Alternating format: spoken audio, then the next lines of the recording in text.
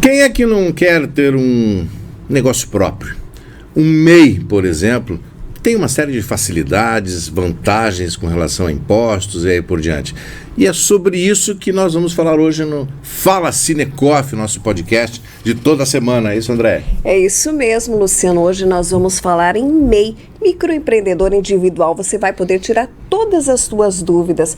Como ter um MEI, como regularizar um MEI também, né? E as vantagens, né? Exatamente. E para isso nós estamos recebendo aqui a nossa especialista em MEI, Cristiane Morel, que está conosco e vai tirar todas essas dúvidas. Cristiane, seja muito bem-vinda.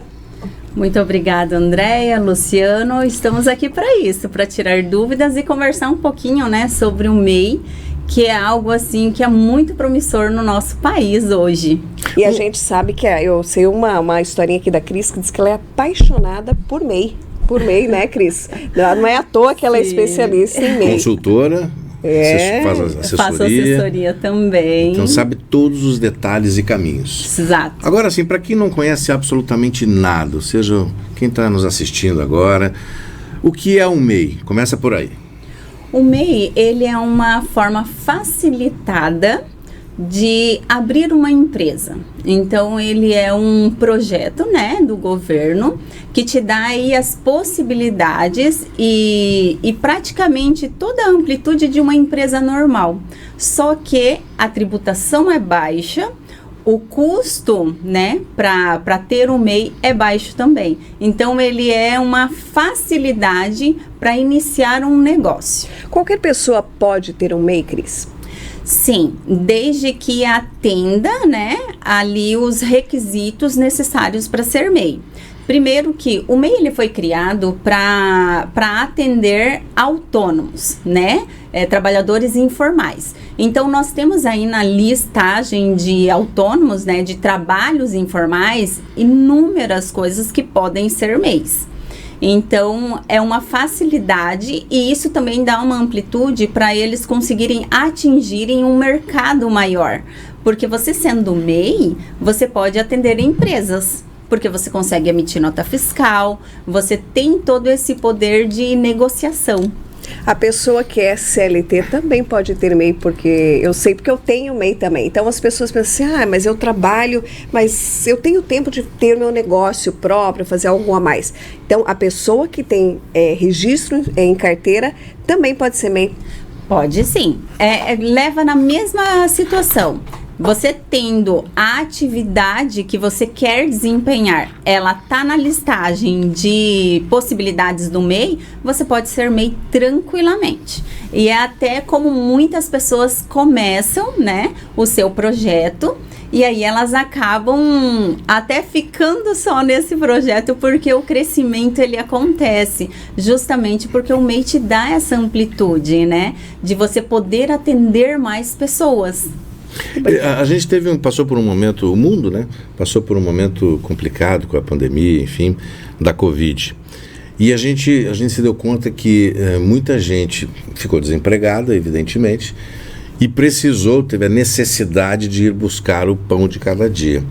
Sim. E eu acho que esse período, ou até o pós esse período, fez com que muitas pessoas buscassem um MEI.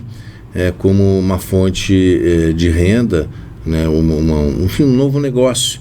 E esses números são reais, ou seja, aumentou realmente a procura pelo MEI depois com a pandemia? Sim, eu digo assim que a pandemia foi um período triste, claro, mas ele foi um marco, principalmente para as pessoas que tinham esse desejo, mas tinham o medo, né, de empreender, de começar alguma coisa. Então, pós-pandemia, na verdade, no período de pandemia mesmo, como o MEI ele tem essa facilidade de você conseguir abrir pela internet, tem um portal exclusivo, muita gente abriu o próprio MEI no ano de 2020. Então, assim, realmente foi um boom que teve e foi onde mudou totalmente a realidade da categoria MEI. Então, hoje, nós temos aí mais de 15 milhões de MEIs pelo país. Muita coisa. Eu queria saber, assim, quem são as pessoas, que tipo de profissões ou de atividades que podem se incluir no MEI? Porque não são todas, né? Não. Profissionais liberais não podem ser MEI. Advogados, contadores, engenheiros, profissional de educação física. O que pode ser MEI? São trabalhos autônomos. O que a gente entende por isso? Manicure, cabeleireira, promotor de vendas. Você quer comprar e vender na parte de comércio, você tem inúmeras possibilidades de venda. Então, no MEI, ele fica bem especificado. Você pode vender peças de bicicleta, você pode vender bijuterias, né, semijoias. Você pode ser também promotor de eventos. Então, assim, é uma gama de coisas. E uma coisa bem legal, que às vezes a gente nem imagina, mas quem faz trabalhos com editar, né, vídeos, edição de vídeos, também pode ser MEI. Quem faz trabalhos de passeio com cachorro, com animais que cuidam de pets, também pode ser MEI. Cerimoniais. Então, assim, é uma série de atividades que podem ser MEIs. E com a pandemia teve muitas atividades que tiveram algumas mudanças que hoje utilizam o MEI para emitir notas, como a nossa também, né? A nossa área da comunicação. Tem muito disso, né? Que a gente faz cerimoniais, a gente faz eventos, a gente faz trabalhos freela, que a gente fala no jornalismo, que é a linguagem freela. Então tem muita modificação, mas para isso a gente tem que emitir aquela nota que só é possível através do MEI. O MEI hoje, quanto a pessoa pode emitir de nota, Cris, durante o ano? O MEI, ele tem um faturamento, ele tem um limite. Eu acho que isso é o que é ruim em relação ao MEI. Mas são as regras. Então, o faturamento anual do MEI é de 81 mil. É o teto que você pode emitir de notas fiscais.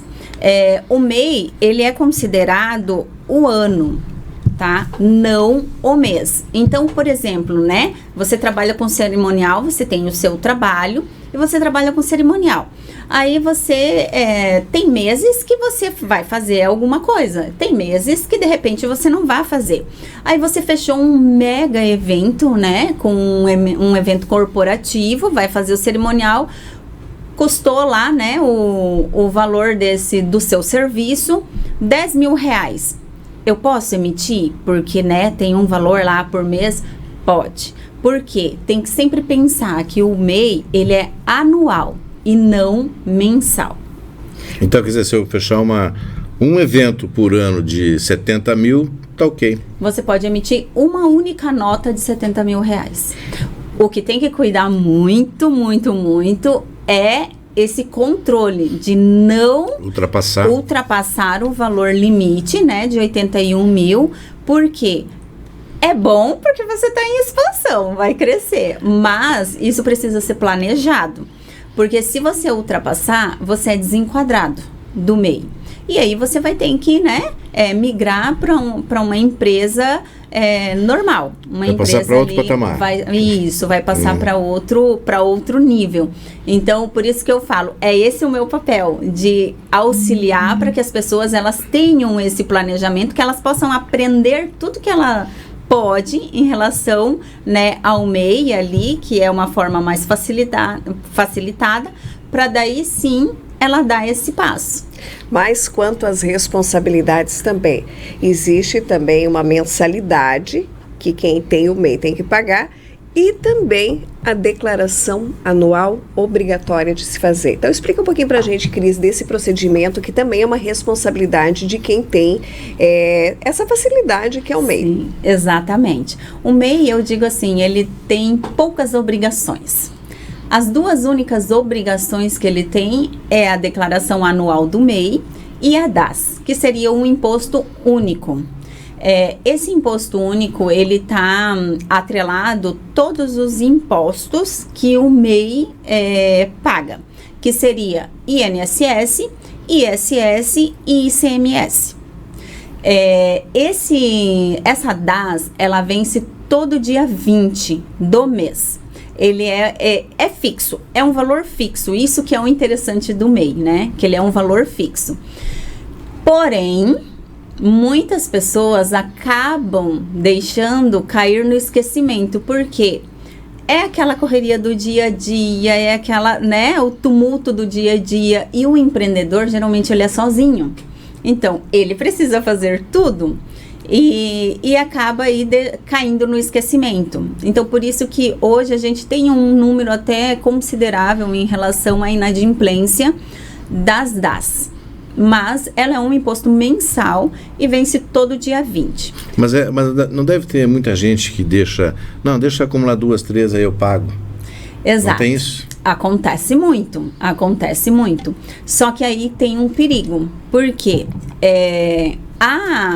o governo, né, a Receita Federal, eles entendem que o MEI, ele é uma facilidade, é uma ajuda ali para que fique mais leve em relação aos custos mensais de uma empresa. Não é bem visto acumular e pagar de uma vez só, sabe? O governo, ele não vê com bons olhos. Isso, ele não vê isso com bons olhos, porque ele entende que o MEI, ele está iniciando, então quanto mais organizado e melhor para ele. E aí ele paga um custo baixo. Então, assim, existem as carências aí nos benefícios, né? E esse acúmulo para pagar depois acaba prejudicando em relação a isso. Então, muita gente faz isso. E existe o contrário também. Às vezes a pessoa, ela deixa e aí acaba acontecendo as coisas e aí vem um acúmulo e ela já não consegue, né, colocar em dia. Que daí vem as dívidas e por aí vai. O MEI ele foi tomando proporção aí nos últimos anos, foi ampliando algumas coisas importantes. Por exemplo, é possível ter um funcionário, ou seja, contratar um funcionário pelo MEI. Exatamente. O MEI, ele te dá essa possibilidade, e como o MEI, ele já é uma tributação facilitada, até mesmo para contratação de funcionário também existe essa facilidade. Então, assim, o MEI, ele pode contratar um funcionário. E isso é muito bom, porque a carga tributária para esse funcionário também é baixa. Mas aí a via CLT é normal? Como é que funciona? Sim, aí o processo é contratação de CLT. Entendi. Você tem as obrigações da CLT, porém, alíquotas e algumas facilidades. Então, por isso que ele continua sendo interessante. Então, não é aquele custo elevado que geralmente é na CLT. Pessoa que tem MEI, ela também está amparada pelo INSS, isso mesmo? Exatamente, ela tem esse amparo. Então, todos os benefícios que uma pessoa, né, CLT tem, o microempreendedor MEI também tem. Ele tem esse amparo. Nós falamos agora há pouco da declaração e acabou que passou a data aqui. Até quando o microempreendedor tem que fazer essa declaração anual? A declaração anual, ela tem um tempo bem extenso. E às vezes acontece de passar esse período. As pessoas acabam deixando. Mas qual que é esse período? Do dia 1 de janeiro a 31 de maio. Então, tem aí 5 meses para você estar fazendo essa declaração anual.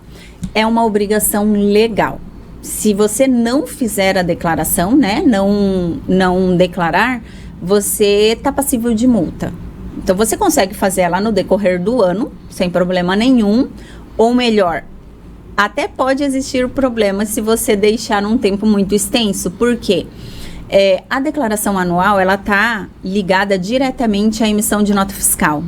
Então, quando você tem a omissão, né, da declaração, pode acontecer da sua nota fiscal ser bloqueada por falta dessa declaração. Deixa eu entender melhor. Por exemplo, vamos ilustrar.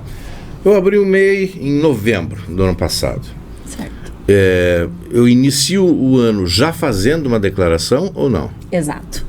Mesmo tendo 2 meses de MEI? Mesmo tendo 1 mês. Se você abriu em dezembro e você não... Por exemplo, você abriu o MEI e em dezembro. E nem utilizou ainda. Nem usou. Você só está fazendo o processo burocrático, está lá no seu projeto, né? Fazendo o processo burocrático. Abriu um MEI, você não usou ele. Faturamento zero. É obrigado legalmente. Você vai emitir a tua declaração, faturamento zero. Tá, isso é feito através de contador ou tem uma facilidade também no próprio portal? Isso. No portal você faz... Tudo que se relaciona ao MEI é feito no portal. Você pode sim contratar uma pessoa para te auxiliar, porque a declaração anual, ela é uma informação, mas ela tem por trás disso, tem todo um contexto que precisa ser avaliado também, né?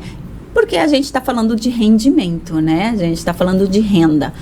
E você pode ter o auxílio de contadores também, mas tanto o contador quanto a própria pessoa, né, que é do MEI, ela vai entrar no mesmo portal. O portal, ele é único para tudo. Há pouco teve uma série de modificações, né? Principalmente foram excluídas algumas atividades. O que mais mudou no MEI nessas últimas alterações? Na verdade, todo ano tem aí algumas alterações, principalmente de atividades. Geralmente se inclui mais do que exclui, né? Porque o propósito é que fique cada vez mais claro, né, as atividades que precisam ser feitas. Porque, assim, às vezes a gente tem um CNPJ, ele é como que eu posso falar? Ele é mais amplo, o MEI não. Por ser, né, trabalho direto, então ele precisa ter essas especificações. Então, isso geralmente tem bastante alterações. Teve alterações também na nomenclatura do MEI, por conta da segurança digital, né? Hoje não pode mais ter seguido o CPF, né, do empreendedor no nome empresarial. Tivemos também a alteração em relação às notas fiscais, né, de serviço. Isso é importante frisar, que as notas fiscais de serviço antigamente era feito por cada município, né, pela prefeitura. Hoje isso não é mais, hoje já está no portal do empreendedor. Então já tem uma aba que é só para emissão de notas fiscais de serviços. Então essas alterações geralmente elas acontecem. E tem uma coisa também que alterou ano passado, que é a questão do PIX, que isso está ligado diretamente à declaração anual, né? Então, as pessoas às vezes elas não sabem, mas a declaração anual, ela é feita tanto considerando pessoa física como pessoa jurídica. Por quê? O MEI, ele é uma empresa, porém, ele é atrelado ao seu CPF. Então, o que nós entendemos que é um só. Então, o MEI, ele não tem a obrigação de ter separado uma conta CNPJ e uma conta CPF, embora seja o correto, mas não tem essa obrigação legal. Então, assim, a Receita entende que tudo que tem de movimento no CPF é do MEI, vem do trabalho do MEI. Entendi. Então, precisa ter esse cuidado. O problema vai ser quando a pessoa tem mais de uma renda, tem o MEI e tem um outro negócio. Exatamente, porque ele acaba fazendo confronto. Então, eu tenho a movimentação. Muitas vezes as pessoas pensam assim, eu já movimentei muito no meu CNPJ, agora eu vou usar meu CPF. Isso é um grande erro. E é nessas coisas que acaba que o MEI é desenquadrado e ele fala, mas eu nem emiti nota fiscal. Olha eu só. Nossa, eu tô dentro do limite. Mas, na verdade, o seu CPF não está dentro do limite. Ele fez o cruzamento de dados. Então, isso tem que cuidar muito. E hoje, o PIX é um grande vilão. É uma facilidade, porque imagina, é maravilhoso. Só que, partindo disso, o cuidado ali no faturamento, ele deve ser muito maior. Esse controle, ele deve existir muito maior. E a Receita Federal está cada vez mais apertando o cerco, né? Estamos num verdadeiro Big Brother. Exatamente. Mais ou menos isso. Eu falo que a pandemia, ela teve todos os lados, né? E um lado foi esse, do tempo que a Receita, né, teve para ela aprimorar aí alguns projetos, algumas coisas para eles fazerem esses cruzamentos de dados. Claro. Hoje, inclusive, o ano passado, né, a lei do Pix foi sancionada e aí, né, o que pode acontecer? Agora, o governo, ele tem aí a possibilidade de fazer o cruzamento de dados. E isso, a lei dá o direito de fazer isso desde o início do Pix. Então, assim, acabou o ano, passou, nossa, deu certo, não fui notificado, não aconteceu nada.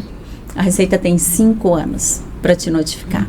Olha só. Então, é um tempo... Não fique tranquilo, não fique muito tranquilo. Claro que tem muita gente também, porque é um acúmulo muito grande. A Receita não pega tudo também, evidentemente. Mas é bom não correr o risco, né? Eu digo sempre que é bom você saber do risco que você está correndo, né? Se você tem essas movimentações. Se está acontecendo isso, é bom que você já esteja ciente que pode acontecer. E se acontecer, é custoso. É bom saber que, sim, se você vai comprar uma alface no mercado, a Receita já sabe que você comprou uma alface no mercado. É mais ou menos isso. Exatamente. Por aí mesmo. Exatamente. Por aí mesmo. Hoje, a gente pensa assim, porque o MEI, ele foi criado, imagina, lá em 2008. Já tem um bom tempo. Mas era aquela coisa, né? Mamãe, papai, o governo não olhava. É aquela criança caçula, sabe? Que vai fazendo e não tá nem vendo. Só que foi algo que foi crescendo muito, né? Hoje você consegue, com o seu MEI, você consegue ter contato direto numa fábrica, para você comprar diretamente. Então foi algo que teve um crescimento muito grande. E pós-pandemia, então, na nossa era digital, isso foi muito maior. No entanto que hoje até... já tem a possibilidade, já tem um tempo que isso está sendo discutido, mas acredito que esse ano saia, que é o aumento no valor de faturamento do MEI, porque, gente, 81 mil é praticamente para uma empresa num ano, é muito pouco. Claro. É muito pouco, né? Então, assim, e é um crescimento que é necessário, né? Porque por mais que seja muito pouco para uma empresa, tem empresas que ainda não conseguem, né? Arcar com toda a demanda de custos que corre uma empresa normal. Ainda mais se tiver um funcionário, se tiver um veículo. Exatamente. Então, se for adquirindo bens, né? Que vai ali acumulando patrimônio e tal. Então, não tem como você dar um passo maior, né? Se você não tem um planejamento, algo muito mais concreto. Então, o MEI, ele cresceu muito e ele vem crescendo. Mas a espera é que esse ano dê aí esse aumento no faturamento do MEI. Para quanto? Já se tem uma ideia assim, não? Tem aí algo em torno de 130, 144 mil. Já é representativo. Exatamente, já é algo que você consegue aí. E uma coisa legal, também tem a possibilidade de aumento para 2 funcionários. Opa, olha que então, assim, também. Exatamente. Então, para você ver, né, como o MEI ele vem crescendo, como a representatividade dele no país hoje, ela tá só numa crescente. E tem uma outra vantagem do MEI, claro que aí acho que depende muito da atividade, né, que é não ter a necessidade de uma sede. o que aí reduz ainda mais todas essas questões de custos, né?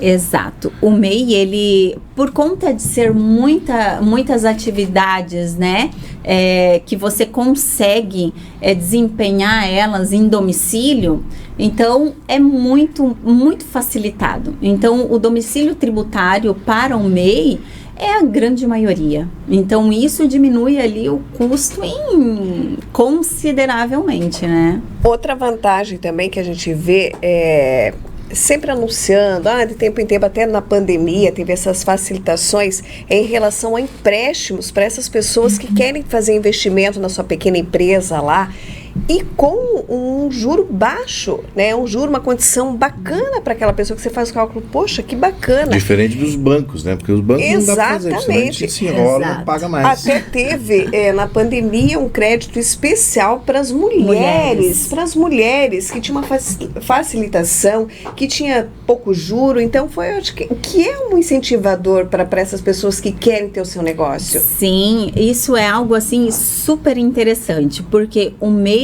além de todas essas vantagens, ele ainda conta com essas possibilidades de juros abaixo do que é praticado no mercado.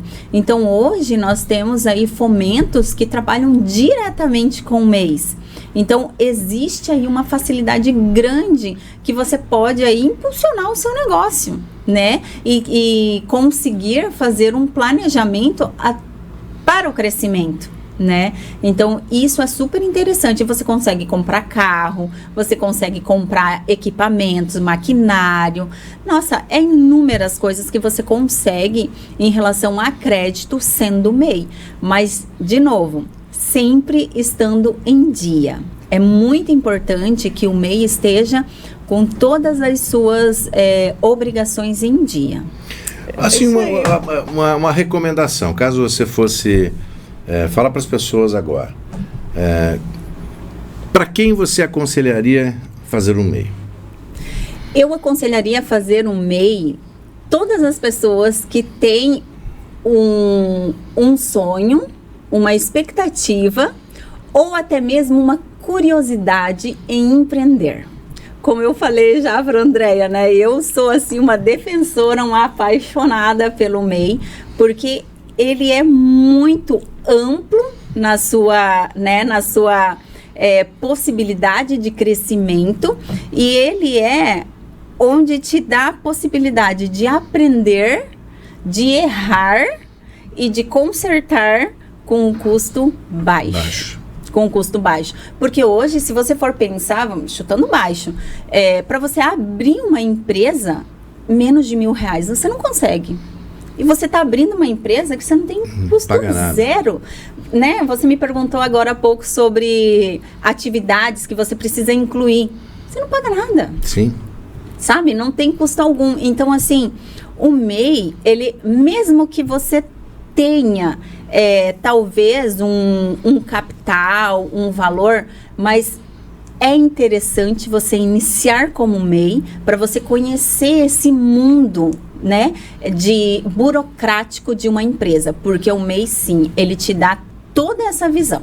Eu acho que assim, a nomenclatura, eu acho que fala muito bem, né? A questão do empreendedor. Exato. Eu acho que é mais ou menos por aí. Você que é empreendedor, que tem essa vontade de fazer alguma coisa, que tem essa, essa ansiedade, eu quero ir atrás de algo.